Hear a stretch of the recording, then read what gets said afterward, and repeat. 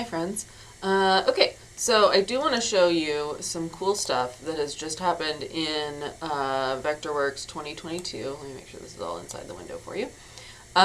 So they have updated a couple of things, and it makes a big difference in terms of all of this rendering stuff that you've been dealing with. So if you want to come over into, I guess it's actually in your basic tools, you'll notice there is now a texture tool. It's a render texture paintbrush, okay? This is a totally different ball game from what you've been working with before. So if you have done render textures in other versions of Vectorworks, you always had to select the object. Like for example, if I want to do a render texture on this beam, I have to select the beam, right? I know it's a symbol, so I have to go inside of it. Yeah, 3D component, great. Okay, so now I'm inside the symbol. Then I select the individual objects and I go to the render tab and I change the textures over here, right? I can still do that, sort of, kind of, right? Like, that's all still available to me.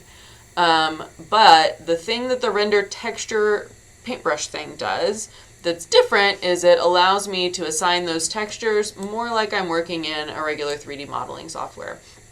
First thing I do need to do is go to my teapot. I would always before go to OpenGL, and in our new version, that's actually called shaded.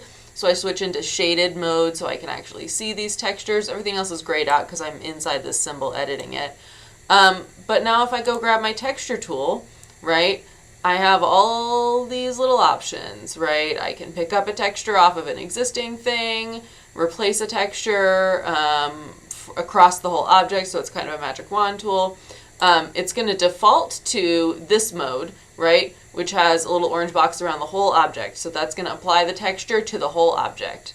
I can come in here to select a texture. I don't have a lot of options here, but if I wanted to be like, it's a wood beam, right, I can searchy, find a wood texture in here. I'm going to go with something kind of darker, double click on it, and now when I click on the object, it's going to download that texture and it's going to stick it on that whole beam, right, the whole ceiling beam. Which is what I wanted, right? I'm on the other side of it. There it is. Okay, so now I can see it a little better. Now it's in the front. So that has now applied that texture to the whole beam.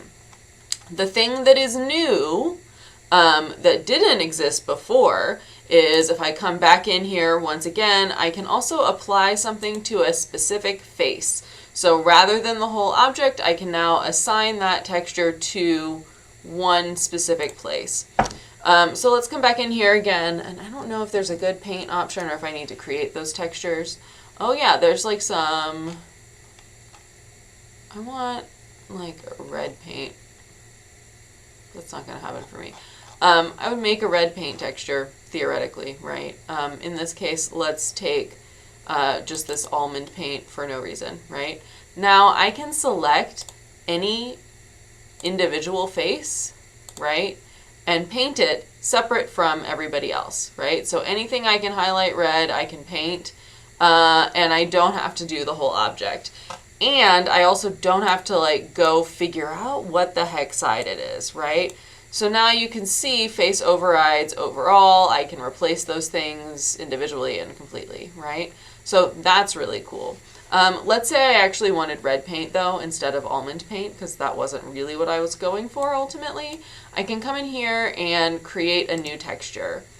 So a new resource, I'm coming all the way down here, which you can't see of course, but I'm going to come all the way down in this new resource tab to Renderworks texture. Okay, now we have a texture. Okay, we're going to call this red paint, right? The color is going to be from a color, right? So you have all these little options, but the color is going to be from a color. Now I can go into edit and I can pick my color of red paint. I can even use, if you notice, there's this little swatchy swatch deal. I can come in here and I can pick a specific paint color, right, from Benjamin Moore, for example. What are the color trends? What are the color stories, right? I can pick a specific paint color that I can go buy at the store. So let's use flamenco for funsies, and click OK, and now I have this red paint, right? You can also change your reflectivity, so you can make it more like a plastic or a cloth or a metallic, right? That's all available just for you to choose. The bump, similarly, if you wanted bricks or noise or whatever, that's all available for you to choose. So you can really customize out that color. But in my case, I'm just going with a flat red flamenco, right? I click OK. Now I've created that texture. It has gone somewhere. It's not in this textures folder, is it? It should be in this file now, but who knew? Let's see if it shows up when I go back in to try and find things to change it to, right? So if I come in here, no, yeah, it's called red paint. It doesn't look the color it's supposed to be.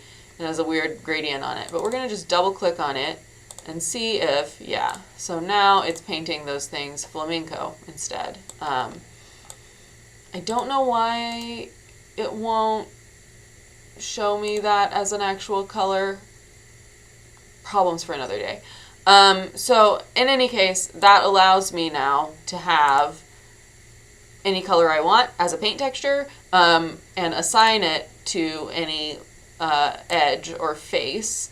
And now you'll notice, because that's a symbol, it's tracked through the whole deal, right? So if I come in with shaded, I'm underneath the thing, Shift C. Now you'll notice I have that red edge going around my whole deal, right? It's only on that one side, but there you go, right? This is also the way that you would solve Anthony's problem, which was about these horrible blue chairs, right? I can do the same thing. I can force select the chairs, get on in here, let's go find these chairs, right? Select that chair that I want to mess with. I think I need to go into the symbol to texture it, but let's see what happens. Yep, we have to access the object face in that 3D symbol. So let's edit the symbol, go into the 3D components. I'm going to go ahead and turn on my shaded so I can see what I'm doing with this chair. And then I know I want to switch out the seat and the color back, and I'm going to do it with, let me do the same kind of idea, but I'm going to make a new texture again. So I'm going to say I want a new resource, and it's a new RenderWorks texture. This is going to be gray fabric. Okay. And it just created it, didn't it? But it didn't actually edit it, so let's edit it. So the object attribute actually wants to be a color. That's going to be gray, maybe a little darker gray. Okay. The reflectivity is going to be cloth. And so now it has a little bit of a texture to it. And we're going to call that good. Okay. So now I have that gray fabric texture. Let's move away from here. Let's get our texture painter, get that individual parts of objects, right? I actually probably want to do whole objects this time. I'm going to switch from red paint to gray cloth, gray fabric, and then it's going to do a weird thing, right? That's a little bit wilder than I expected. So now everything is a zebra, and I don't know that that's what I want. So it may mean that I need to kind of go back in and adjust again, right? So that texture didn't really work the way I wanted it to. I'm going to, instead of coming in here, I'm actually going to edit in the resource manager that texture itself. So if I come in here, I edit again, it looks like it's just doing something weird with this reflectivity. So we're going to switch that back to none. Now it's just going to be a flat gray. When I click OK, it's going to update that throughout the drawing, right? Yeah, so that's how that works. And as always, let me know if you have any questions. Thanks, friends. Bye.